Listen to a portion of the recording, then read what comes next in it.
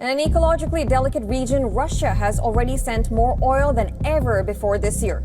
The route is over its portion of the Arctic Circle, speeding up cargo shipments to China. In the vast and unpredictable waters of the world's oceans, a covert fleet defies global sanctions, funding Russia's brutal war in Ukraine. This is Russia's shadow fleet. These tankers have transported around 10.7 million barrels of crude. This is in contrast to the 14 ships that carried a combined 10.5 million barrels over the whole navigation season last year. There's still a month to go before the waters get too icy and perilous for transit. A secretive network of over 848 oil tankers, transporting millions of barrels of crude oil through hidden maritime routes. Their mission? To bypass Western sanctions and keep Putin's war machine well-funded. These vessels, often uninsured and barely seaworthy, carry more than 100,000 tons of crude oil at a time. But they pose more than just an economic threat. Their outdated condition makes them ticking environmental time bombs, risking catastrophic oil spills. Streams turned blood red by diesel cut across a poisoned landscape. Some 20,000 tons of fuel spilled from a tank at this power plant near Norilsk, oozing into a river that flows into a lake and ultimately onto the Arctic Ocean. And while the US, EU, and G7 scramble to enforce sanctions, Russia exploits legal loopholes and maritime blind spots, keeping its oil trade alive. Today we expose the truth behind Russia's shadow fleet, how it operates, and the growing international efforts to dismantle it. For Russia, oil is more than just a resource. It's the fuel of war.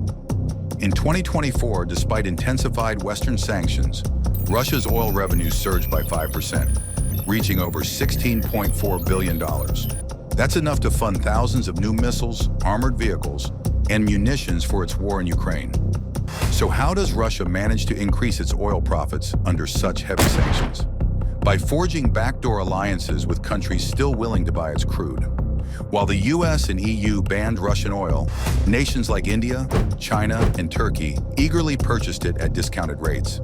In fact, India alone imported over 1.7 million barrels of oil per day, more than double its pre-war intake. Meanwhile, Russia's state gas giant Gazprom took a major financial hit after Ukraine shut down key transit pipelines, costing Gazprom over $8 billion annually. But with its shadow fleet in operation, Russia quickly found alternative routes, keeping its energy profits flowing despite Western restrictions. So, how does Russia bypass sanctions?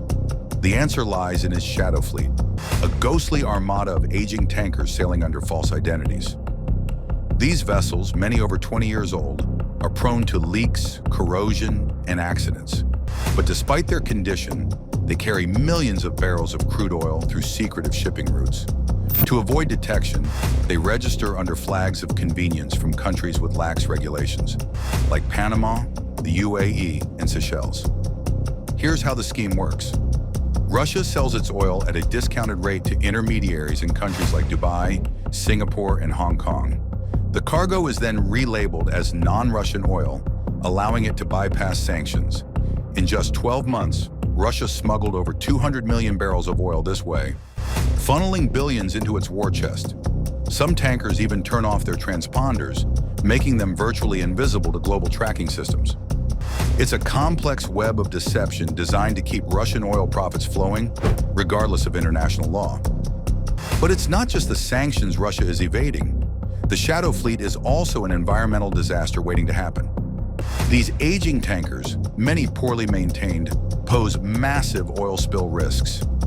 In February 2024, a Russian-linked vessel was involved in a near-catastrophic spill off the coast of Greece, leaking over 4,000 barrels of oil. The cleanup took weeks, costing millions in damages. Experts warn that as Russia's fleet ages, the chances of more accidents skyrocket, threatening marine ecosystems and coastal economies worldwide. And because many of these tankers are uninsured, the costs of cleanup often fall on local governments, not the companies responsible. But not everyone is turning a blind eye. Panama has deregistered over 128 Russian-linked vessels, striking at the heart of the shadow fleet's legitimacy. Meanwhile, Germany seized a Russian tanker carrying 100,000 tons of crude oil worth over $43 million, marking a major escalation in sanctions enforcement. In Canada, over 100 Russian oil tankers have been blacklisted, while Finland has seized vessels accused of damaging undersea infrastructure. The U.S. has targeted 183 ships and major Russian oil companies, delivering a powerful blow to Moscow's war chest. The financial losses are mounting, but Russia's defiance continues, adapting its methods to stay ahead of global sanctions. The world is closing in on Russia's shadow fleet, but the fight is far from over. To stay informed on geopolitical power plays, subscribe, like, and turn on notifications. Because in this battle, knowledge is the most powerful weapon.